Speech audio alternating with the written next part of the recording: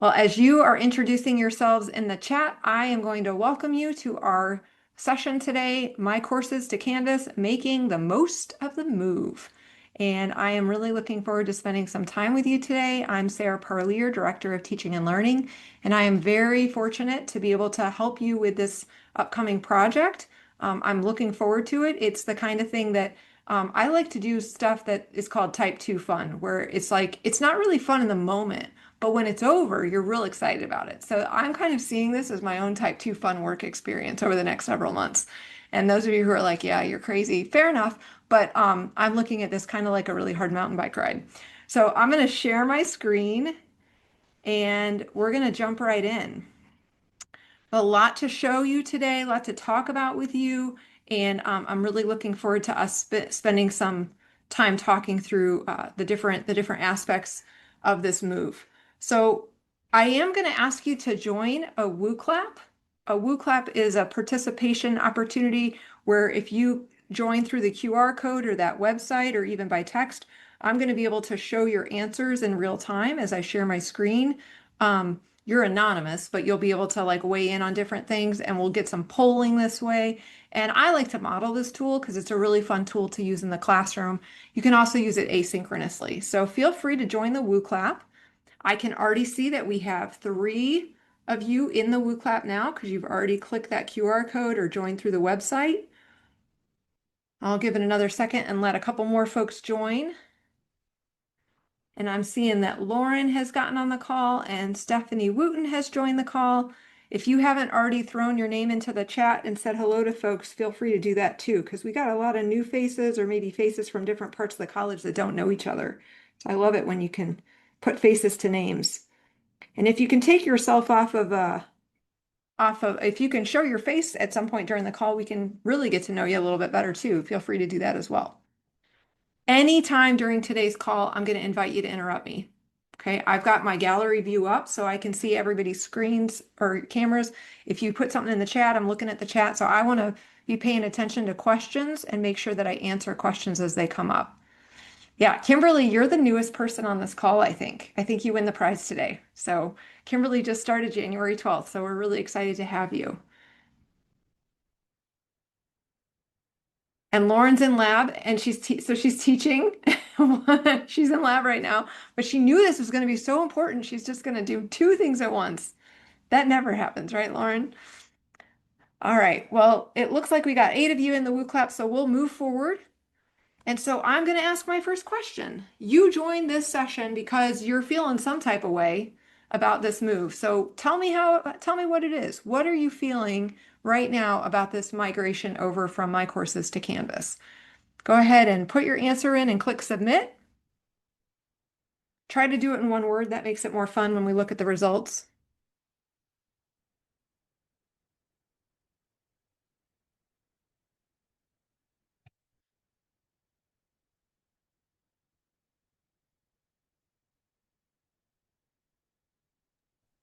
Sorry, I cheated. I put 2 words, Fair enough. I and think I then said everybody knows who it beforehand. is. We can start to see answers showing up here. I love the word cloud option because you can kind of get it. Just do a little temperature check of your team, whoever you're working with. Okay. So I see some words that maybe have a positive connotation. I see some words that maybe people would associate with a negative connotation, right? Is anybody willing to take themselves off mute and talk about their word or how they're feeling? How are we feeling about this?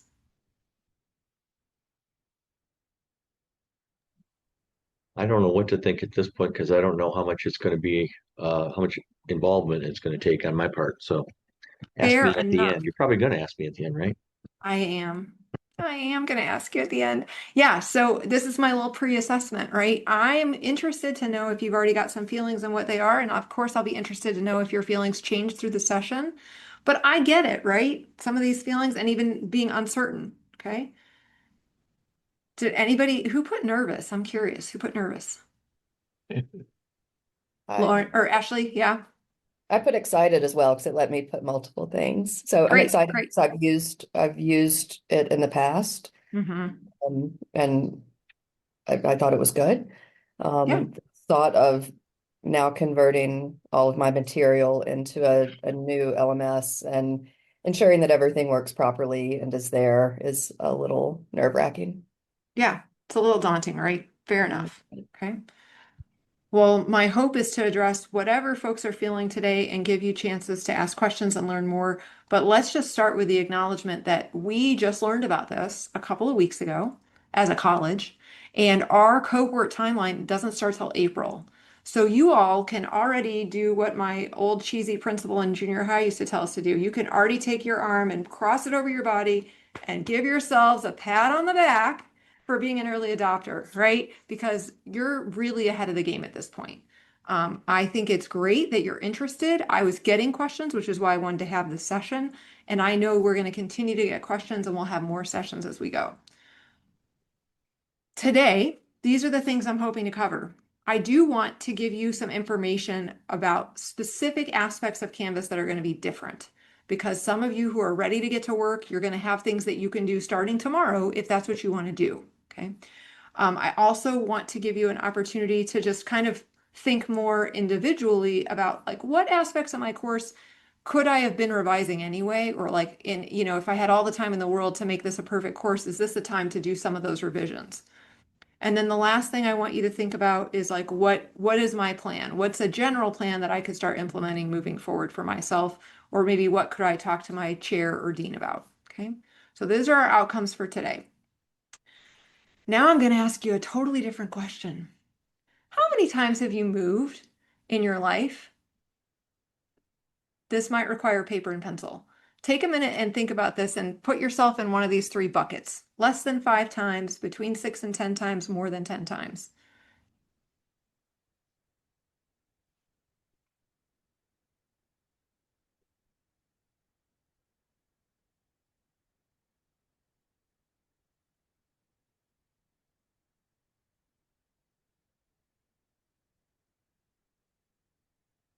All right, let's see where folks are at with their answers here.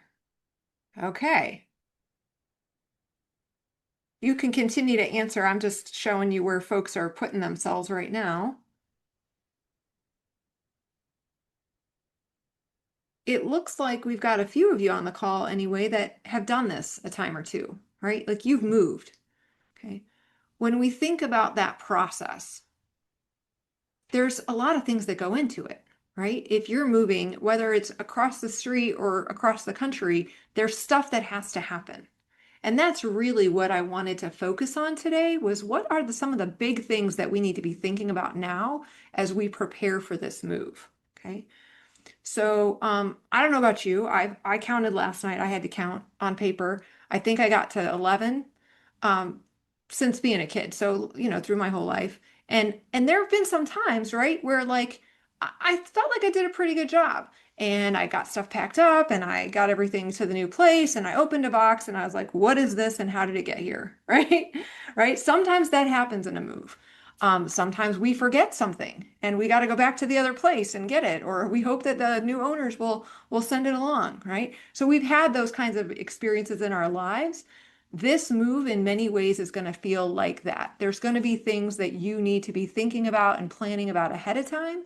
You're going to do a bunch of work to get everything packed and ready, and you're going to get it to the other side and open it up in the new LMS, and you're going to go, why did I bring this? Right? Like that's going to happen. But my hope is that through this work that we have, this time that we have over the next several months, that you can be as intentional as possible. I want this to be a smooth experience for as many of you as possible. And I don't want anybody's back to get out, to go out through the move, right? We want to keep people intact and looking forward to the next semester, not dreading it because of all the work they've got to do. So those of us who have moved a lot, we know we can do this. It's just going to be a challenge in the short term for a long-term gain. So these are the 3 things that I'm excited to talk to you about today. Before you ever get in the van to go to that new place, you got to know where you're heading, right? So I want to talk to you a little bit about Canvas today, share some information with you. Then I'm going to talk with you about how you can start packing, okay? And then I'm going to share a little bit of the bigger picture, some next steps that the college is going to be taking and that your departments are going to be taking. So let's get to it. Before we do though, who's experienced Canvas already? Go ahead and answer this. Have you been a student with Canvas? Have you been an instructor? Somebody asked earlier today, well, I've never been a student, but I've been a parent of a student. Go ahead and answer student, that's fine. Okay. So we've got a little bit of everything, which is fine. That's expected. I personally had never seen Canvas before. We started looking at it about a year ago as a potential. So I'm fairly new to Canvas myself. Those of you who have taught in it, looks like we've got a couple people who have taught in it. Anybody want to talk about their experience? Brown, I see you're already giving us tips in the chat, which I love. Thank you, Brown. Have you taught in Canvas before, Brown? No, ma'am. Okay. But I'm setting up 2 classes at Beaufort too, so I'm Oh, just perfect. trying to Yeah, be because prepared. we're all doing it. Ashley, can I pick on you? Sure. Yeah, I remember it being pretty intuitive, pretty easy to use, easy to move things around or organize.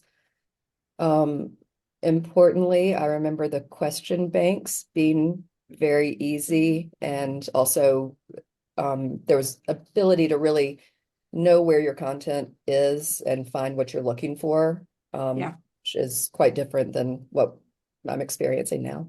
Sure. Sure.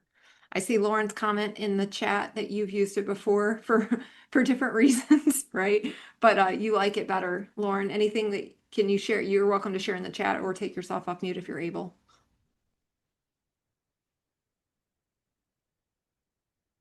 She's talking to students, I'll leave her alone. But yeah, so some of us have had that experience before. We know that it's probably a little bit easier in some ways. I am going to talk about what it has and what it doesn't have, so we'll address both. But there, I have it on good authority that most of us are going to be very happy once we get through the move, for lots of different reasons. If you've never used it before and you're thinking, gosh, it's one more thing I have to learn. Again, I think that for the most part, it is so much simpler than our current system. And so there will be obviously a little bit of a learning curve, but I think it's going to be a much smoother process than you've experienced getting used to our current LMS.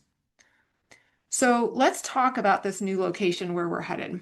I want to cover what Canvas offers, what it's missing, because it is missing some stuff, and how we can learn more about it. And Brown's already helped us out with a little bit of that in the chat, so grab that link if you haven't already. So here's what Canvas offers. I want to just start by saying, like, this is kind of like the standard. I shouldn't throw around proprietary names, but I think of it as like the Walmart or the Amazon of the industry, in that it is the leading LMS, and it can require, it can kind of guide what our other vendors do for us because it's the biggest player in the game. That's probably a good way to explain it. And the reason it is because it is really good. It's got very consistent usability and consistent performance. So it, even when they're doing little upgrades and updates, it pretty much functions the same way you would expect it to. It still functions in a very similar way. Whereas some of our experiences in MyCourses, like, oh, the button used to be on the left side of the screen, now it's 2 screens later, and now there's a different menu, and things move around quite a bit in our current system.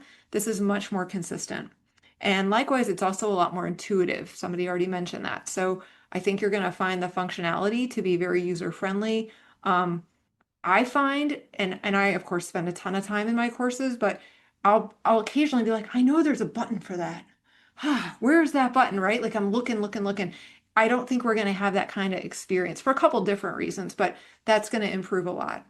I've already mentioned this. We are going to work with our vendors that we're currently working with. We'll probably have new opportunities with different vendors who provide an integration that maybe OpenLMS couldn't provide. I've already gotten feedback from our current LTIs like WooClap and ScreenPal and Respondus that I work with closely. They're all like, yeah, great. We partner with them all the time. There's no integration fee. We're ready to go. You tell us when. So I think we're going to have a really good integration experience with any of our external tools. And then to me, and not just because it takes workload off of my department, but also because it improves experience for instructors and students, the support in Canvas is so much better. And I say that because what we have right now is we're using a theme that has become increasingly more complicated, and we get updates to that theme and we get told these are happening, but there's no support on the other side to guide our instructors with. So we have to come up with the tutorials and the guides and all the things. That's going to go away. So whenever Canvas is going to do an update, it's going to update their help course, and you're going to be able to still get all the answers that you need. We're going to have a lot smoother support. 24/7 support is going to be available. So the support level is going to be significantly higher. And I don't think you're going to need as much. So I think there's two pluses there, right?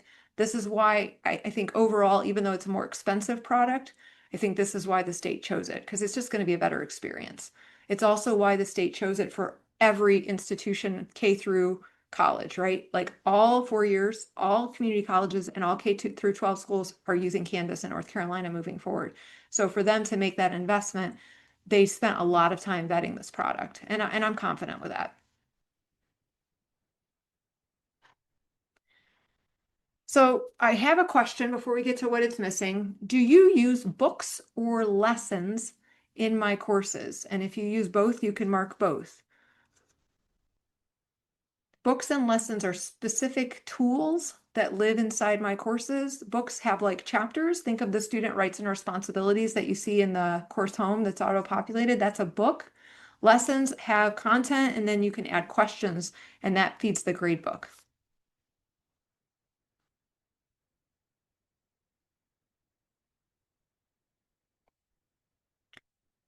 So we do have some folks that use books and lessons. We also have some of you on the call who don't, and that's fine.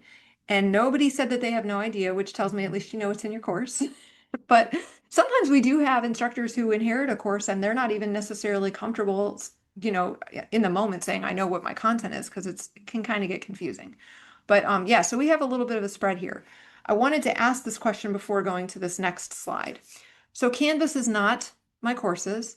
Canvas does look different, it functions different, and it is missing some things that MyCourses or OpenLMS offers. The first most obvious difference is the way that modules work. So in MyCourses, and I'm going to ask you to imagine your table of contents, or feel free to pull it up if you want to create an extra tab for yourself real quick. Every module, think of that as a box, right? It's a section, but it's got room for you to add decorations, put stuff in it, right? And there's a place at the top of that module for maybe like a summary, that module summary, where you put like, here's what's going to happen in this module. You can put artwork up there. Canvas courses do not have that same functionality with the module. So instead of the module serving as a box, a module is simply like a new line and an outline. It's like a section divider. So it doesn't contain a summary option. It doesn't allow for a module graphic in the same way. There is a way to create something that could function similarly, but it's going to look different. And I'm happy to show you that really quickly. If we go into, this is a test course that I have. Let's see. And of course my login didn't work. So I'll come back to this in a minute because I don't want to take too much time to get logged in. I'll do it in a minute. But if we look at modules as like these big containers, it's just going to function a little differently. You can still organize things within the module, and you can still pace students through things in the module. In fact, some people will like the pacing better. But it's really like a pacing break more than a container. Tools are a big part of what some people really love about OpenLMS. There's so many different tools that you can choose from. When you go to the activity resource chooser, it's like, oh my gosh, you could just scroll for days about all the different tools. Most of the tools that we are using heavily in MyCourses, there's a one-to-one. So there's a page, there is a URL, there is a file, there's a way to embed video, there's a label. So those all will come over fine. But lessons and books do not exist in Canvas. So if you currently have lessons or books in your course, I'm going to make some suggestions for how you can do work early so that when it's time to migrate over, you still have that content if you want to keep it. Okay. We also are not going to have access to a video hosting platform for like live video calls automatically in Canvas. So right now, any instructor in MyCourses can create a Collaborate. And a lot of you will do a Collaborate call, maybe at the beginning of the semester, maybe at some midpoint time, you'll use Collaborate. I know some of our classes with those one-time meetings use Collaborate as their quick video call. We will not have Collaborate moving forward. If an instructor is planning to use video calling regularly, and especially if they want to record, the first solution is going to be getting a Zoom account through our college, okay? Because we do have Zoom licenses available, and we can increase that number if we need to. Eventually, as we continue with our migration to Microsoft and Microsoft 365 for students as well, we're going to be able to use Teams. But we're not in a place right now where we could have a Teams call with our students. So the short-term solution may be Zoom licenses. If you're like me and you maybe just want to get on and do a quick like problem solving thing with a student, you don't need to record. You could even use Google Meet for that. So there's other solutions, and those solutions can work fine in the short term, and then we'll have a long-term solution down the road. So those are some tool limitations in Canvas. Any questions about that before I move on? Okay. The last thing you see here in the list, I just mentioned customization. So OpenLMS allows for a lot of different fine tuning, right? And when you go into an assignment, you can create all sorts of options through that settings menu where you can change different aspects of that assignment, whether it's restricting access, creating completion conditions. Like right now in assignment, I know some of you have recognized this, there hasn't always been 4 options. Now there's a enable, due date, cutoff date, remind me to grade, right? Like some of that stuff is going to get cleaned up and you're going to have fewer options on some things, okay? Forums, you're going to have fewer options in your forum types. Quizzes are going to be slightly more limited with some of the question types. So there's just going to be little limitations throughout, but I think for the most part, the limitations are not going to affect the average user. There's going to be that person here or there that's like, oh, I used to really like that setting, and it's going to go away. And we're just going to have to accept that. I think the trade-off of getting a better system overall is worth it. I will mention grading. So the grading features in Canvas look different, but they can function similar to how most people are using advanced grading right now. So a lot of people use simple direct grading, and a lot of people use advanced grading mechanisms where maybe they have a rubric or a marking guide. Some people use a checklist. There are no checklists in Canvas. There are no marking guides in Canvas, but rubrics can be configured in a way so that they function the same way as a marking guide. So within the rubric setup, you can allow yourself to award a point that's within a point range. So you won't be locked into like it's 3 points or it's 5 points. You could give it that 4 points within that rubric if you want. So there's going to be some compromises, but there's also going to be some workarounds. Any questions about customization differences? Okay. So then the last thing I wanted to talk about here was how we can learn more about Canvas. And the good news again is that this is, a large enterprise solution. It's being offered to us because of the support that it gives. And we are getting a lot of information ahead of time if we start looking in the right places.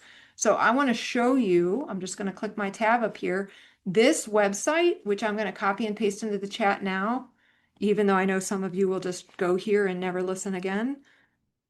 This instructor guide is pretty robust. I think it is a really good starting place, and not just because I've used it. What I liked was it really did start with what is Canvas, and it kind of talks through some of the different ways that Canvas exists. Okay.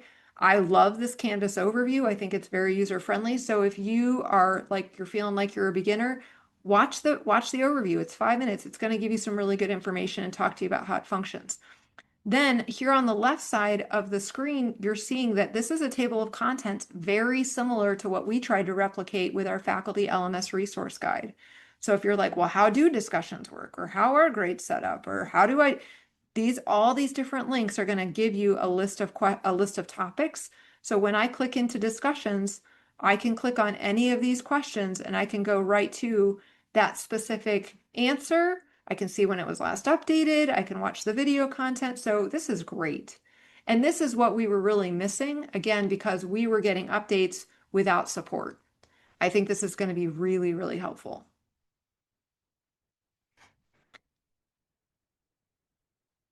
Brown already encouraged you to go to that free Canvas course. If you scroll up in your chat, you'll see that link again. And I'll continue to push that out as well. You could probably get it to it like 3 different ways. If you type in instructure.com, there's like a few ways if you even just do a Google search for like free Canvas course, you'll get to it. But I think that that's a really good place to start, and it gives a good orientation as well. I like the idea of people going in and looking at a practice course and playing around a little bit and getting a feel for it before they start working on their own stuff. And Hey, so, yeah. when I used it previously, they would give all new instructors or all instructors like sandbox courses is what they called them to Mhm. sort of play around in. Yeah, I mean, it was like provided by the LMS administrator so that yeah, you could work on something without yes. messing up your actual course. Right. So we are gonna probably be able to do something similar to that. That's, those are going to be conversations that I'm having with our team in the future. Until April, we won't have access to courses that are full production site level courses. It's just this free version. But yeah, that's a really good point. So with that in mind, that third bullet, we are cohort 2 of I think it's a 3 or 4 cohort group. And our first cohort just started in February. That group of schools is kind of the main focus right now for our state support folks and also for our Instructure Canvas migration team. So they're getting all the love right now, and we are like on deck, right? When it's our turn, we'll start hearing from them. We'll start getting a lot of training directly from them. That's to come. It may not come until April because that's technically when our timeline starts. Now, if I'm them, I'm expecting that cohort 2 is like chomping at their heels and thinking we want to get in there, we want to see more, we want to learn. So they may start communicating with us sooner, but we're kind of just in line waiting at this point. With that being said, I still think like these resources are a really good place for us to start. Any questions about the resources that are available currently?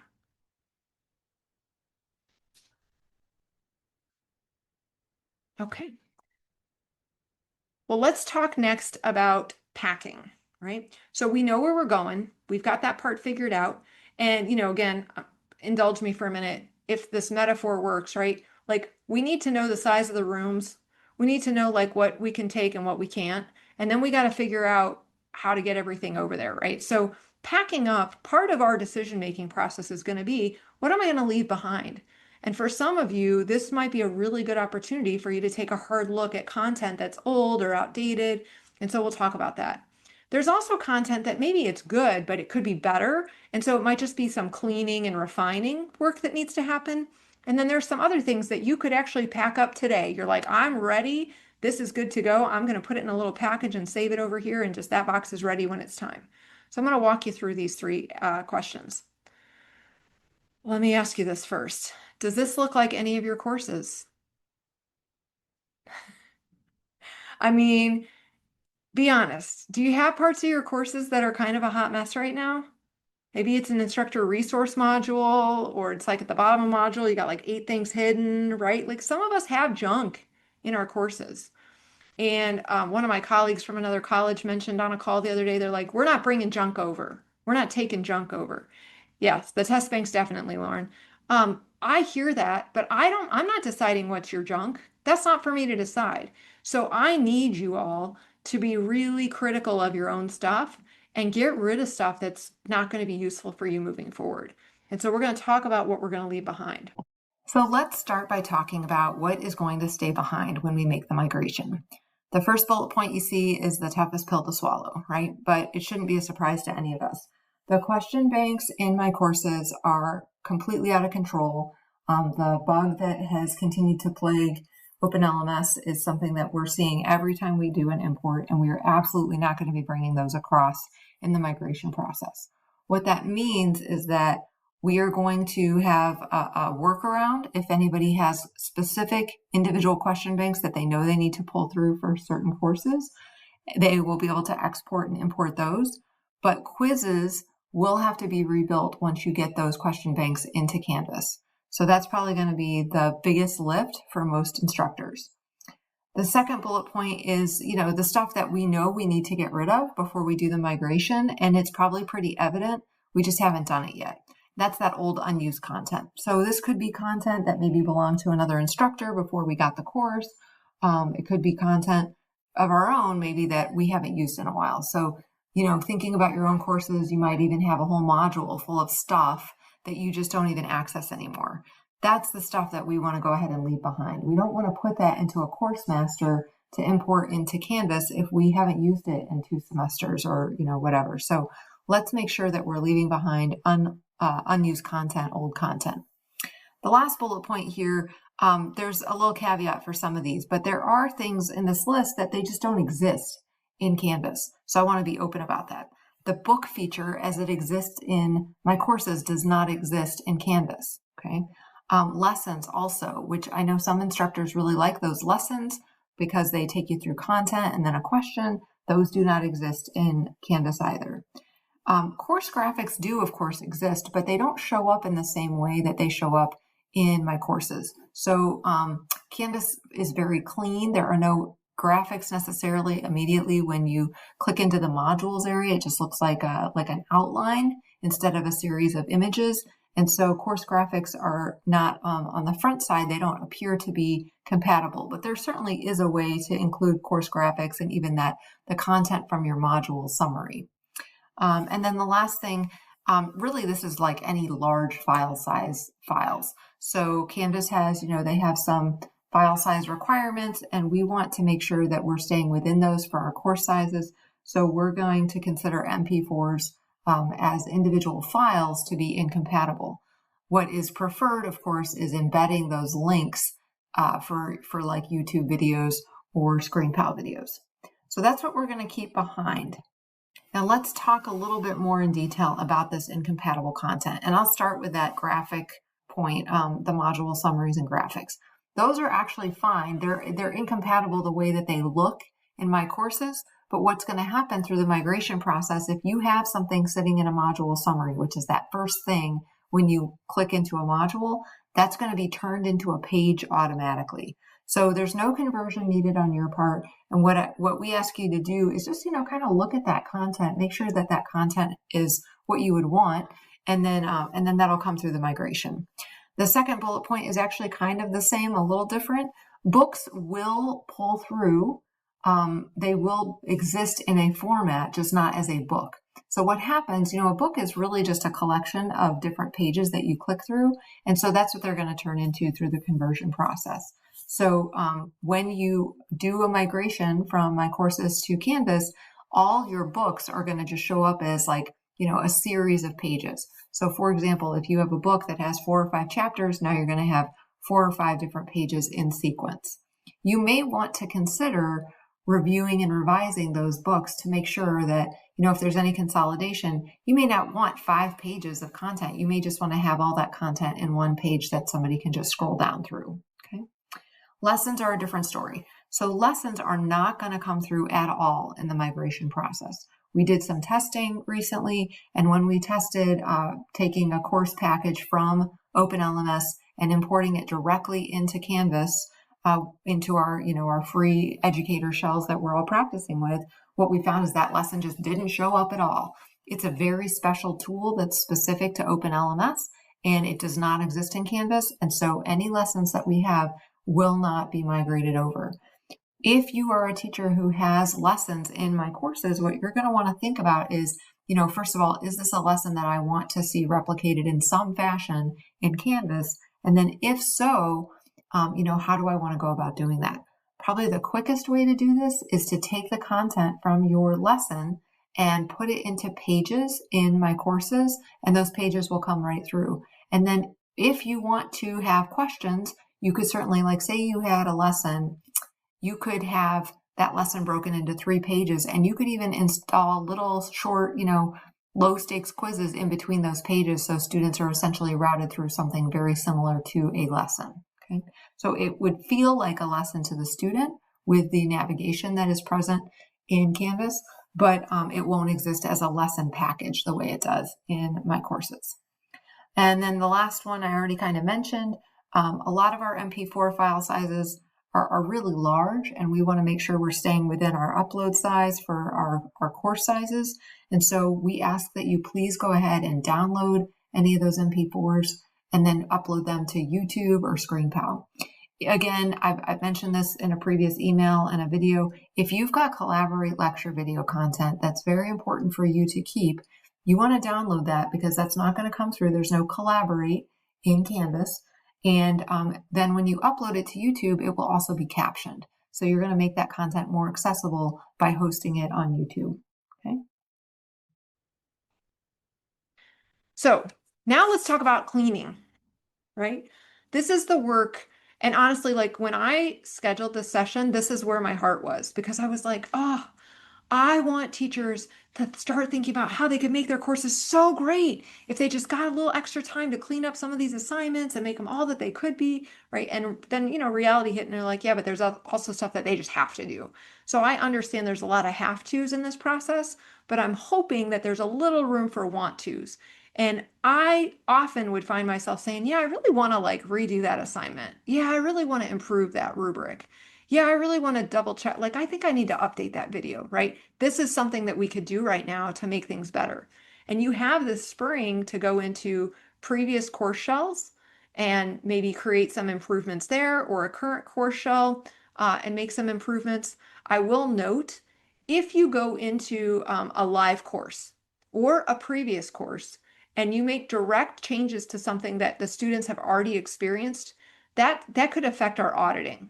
So we really want to be careful about that. But what you could do is you could duplicate that item and then change the duplication, maybe change the title, like keep this version, right? Whatever. And then when it's time to do the migration, we know the one that's the new and improved version.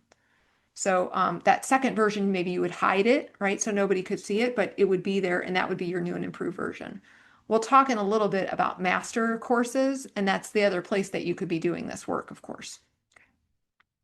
Hey, Sarah, Yeah. if we have like sections that we teach only online and other Mhm. sections that are in a hybrid or a blended format, Mhm. um, like do we move over multiple modalities of course? That's a great question.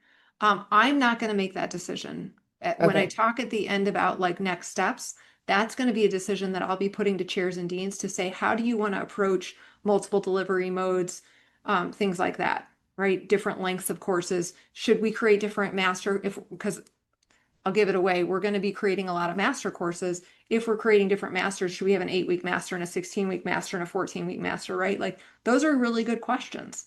And I'm going to look to department leadership for that because really that decision needs to be made more locally.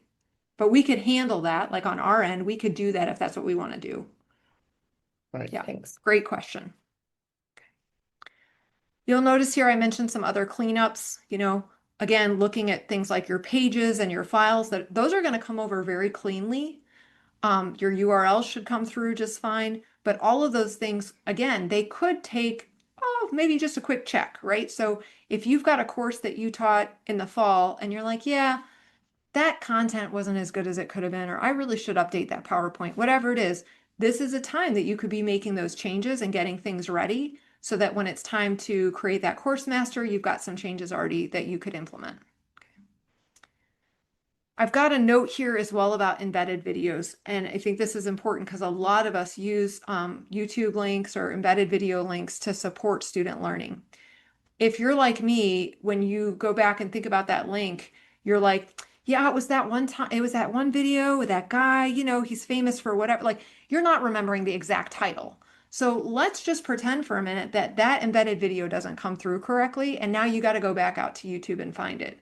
I think that that could be really frustrating. So my suggestion is if you are heavily reliant on YouTube links in your courses, maybe create a list or a spreadsheet for yourself of all those links so that if anything is broken when it comes into Canvas, you've got a quick replacement guide. Okay. The research that I've done, I've used obviously the instructor guide that I showed you a minute ago, and then I've also been putting things into ChatGPT because so many people use Canvas. It's got a lot of good information in it, and talking specifically about this move from OpenLMS to Canvas. And what it suggested was embedded videos usually come through, but sometimes there are broken links. Like, great. So that's my caution to you, and my advice is to just keep a backup for yourself. One more question. Yeah, great. Um, I think you said that we will still have access for some period of time to our old courses so that if we lost something, we could go back there and recover it. Yes. So this is a good question, and I want to be careful about the way I answer it. our intention is to do a migration process for each course once. That's like, handled by teaching and learning and supported by teaching and learning. The college is going to continue to have access to Open LMS for longer than August, right? We're going to have access for at least a semester, I would imagine. We'll get some better understanding of that as we look at how much we're going to be paying for that additional access, but we will have additional access after August.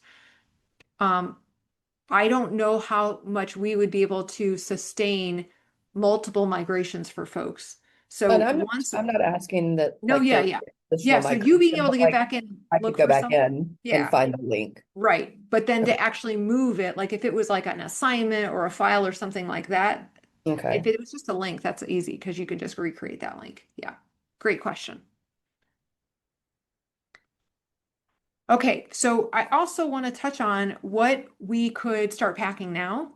And I didn't ask this question in a Woo clap, but I'll just throw it out there. I know some folks use H5P. H5P is a really great interactive tool. I encourage folks to use it. I think especially with video content, it can be really good to verify that students are watching that content.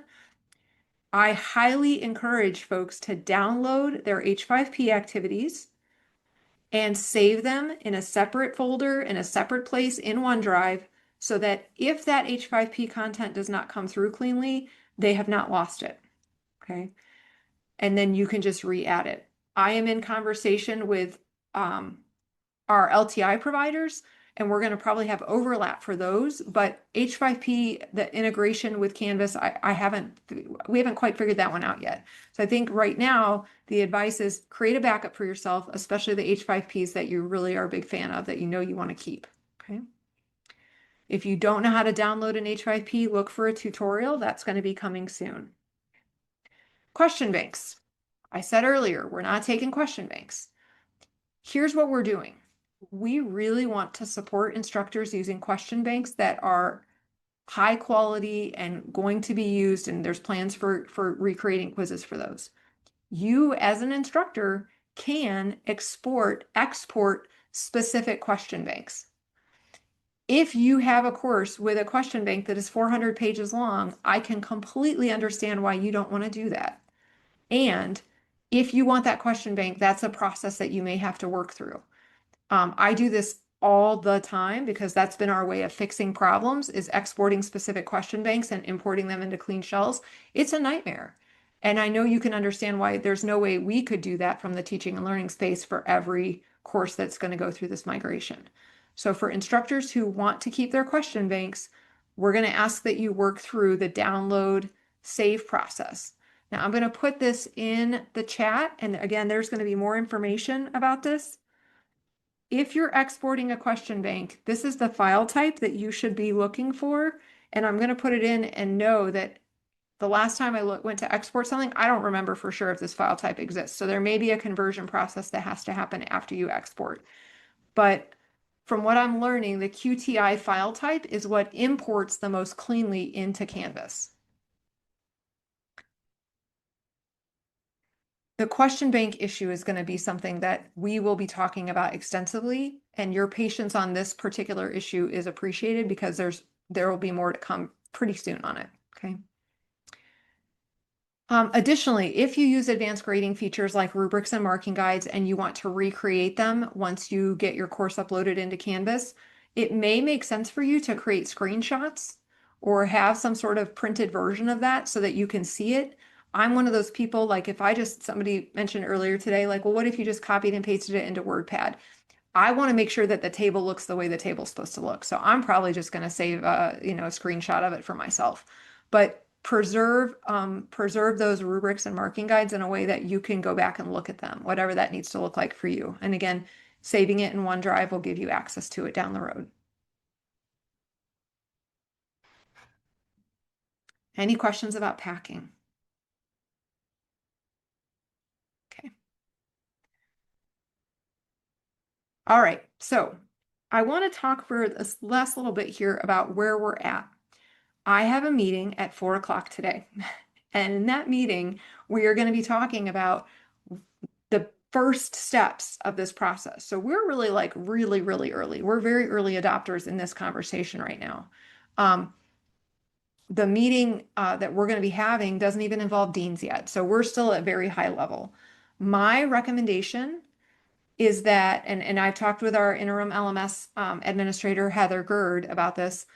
We agree that it makes sense for every course that is going to be pulled into Canvas to be a master course. We are not pulling in courses that currently have students in them or that ever had students in them, right? Because we don't want to have any risk of any kind of student information going in there. So what we're going to be doing in our early conversations is determining how many master courses subject X gets for that particular course, right? So for example, I'm looking at who's on the call. Bio 111, right?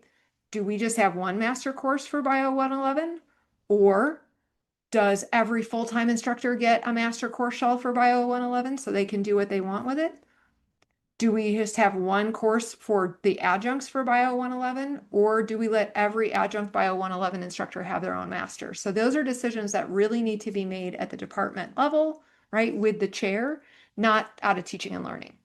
Some areas of the college have master course shells already and use them heavily, and that's what everybody imports from. That's a different situation than where you may have 20 different instructors teaching 20 different unique sections of that course with 20 different unique course shells. So it's going to look really different across the college, and we're prepared for that, but that's a decision that's going to be made at the department level, not out of teaching and learning. Okay. We also have a lot to talk about around full-time instructor responsibilities and part-time instructor responsibilities. We have some part-time instructors who are, they've been teaching that course for 15 years and they are really invested in doing this process, and that's great, and we want to support that. We have other part-time instructors, maybe they're newer to the college, maybe this is something they enjoy doing, but they're very happy to just get a course shell that's ready to go. That's going to be a different process for them. So deans and chairs are going to have to make some decisions, and it's probably going to look even different within their department as to how they set this up. And then our role from the teaching and learning space is going to be to support that as best we can. Okay. What we're anticipating happening once those decisions get made is that instructors or deans and chairs will be requesting master course shells. Now, there are a lot of courses in certain departments that already have masters, and we'll work through that process as well. But we're going to ask that we start with a clean, empty master course shell for those courses. And then the instructor would import into that master course shell, but not import the question bank. So any content that they want to pull into that master course shell without the question bank and quizzes is fine. They could use that master shell to prep everything to make it look the way they want. Maybe they turn all their module summaries into pages, whatever it is, they get it all cleaned up. And then they notify teaching and learning, I'm ready for you to put this on the truck, right?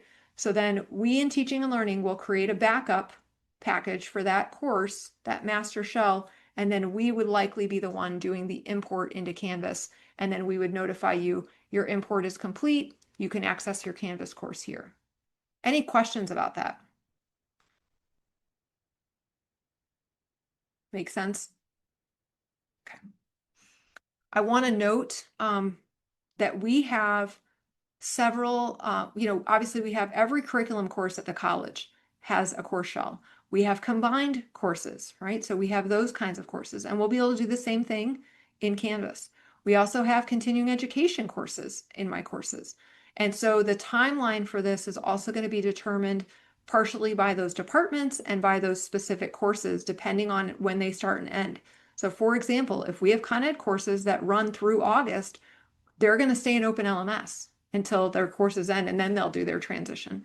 Whereas everybody else, like pretty much summer courses will continue to run in MyCourses, and then fall courses will start in Canvas. That's the plan for curriculum. And some Con Ed will start in the fall in Canvas as well. It really just depends on the course. Okay, so I'm going to ask you to participate again in our little woo clap. I'm asking what you are looking forward to based on everything you've just heard. What are you looking forward to?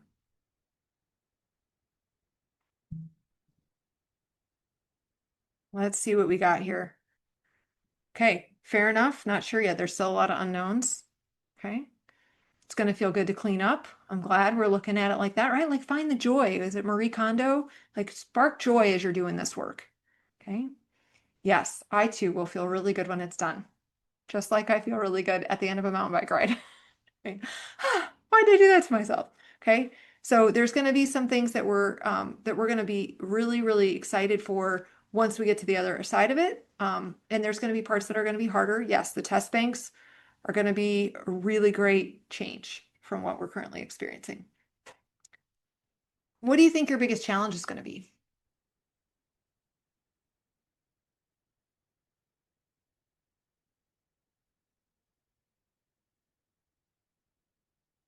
By the way, I've never been a believer in telling anybody that anything was ever easy. I saw the negative effects of this on students in K-12 and all the way through college. When we tell people something is easy, what happens the moment they face challenge? It feels even that much harder, right? So I am totally okay with telling you this is going to be challenging. There's going to be some frustrating parts. We're going to probably get to points where we're annoyed about it, right? That is okay. I want to believe it's going to be worth it. Right? But yeah, it's going to be challenging. These are some of the aspects. The manual work, yeah, it's going to include a lot of clicks. Click, click, click, click, a lot of clicks, a lot of this and that's, right? I think, yeah, personally, I hate Collaborate because I don't like that you can't see the students. The gallery view is horrible. So I'm really looking forward to getting rid of that tool. And it's not accessible. It doesn't transcribe. It's just not it's not as good of a tool. So I'm very glad that it's going away. Yeah, adapting marking guides, you're going to be in the weeds, right? We know that. Fair enough. Okay, so with all that said, last polling question. Now, how are you feeling about this move? Yeah, and I get it, right? I'm excitedly tired in advance. Who would that? That is great. I love that, right? I'm already tired. I'm That already was tired. me. Yeah, I love that, Brooke. Yeah, because we know it's going to be a big thing. Like you're getting ready to take on a big challenge and you're a little tired thinking about how big of a challenge it's going to be. And my sleep is already starting to be like, I'm like laying in bed thinking, okay, so I'm going to make a spreadsheet and I'm going to make this column and this column. Like, yeah, it's going to be a lot of work. And I really am optimistic about where we're headed. I feel very good about it. So I want to open it up to questions as we wrap up today. We've got about 5 minutes left, and I want to make sure that if you've got any burning questions, you're welcome to put those in the chat. You can take yourself off mute. I really appreciate your engagement with the session and hope that you found this to be informative and given you some things to think about as you are thinking, as you're planning for your future months of this migration process.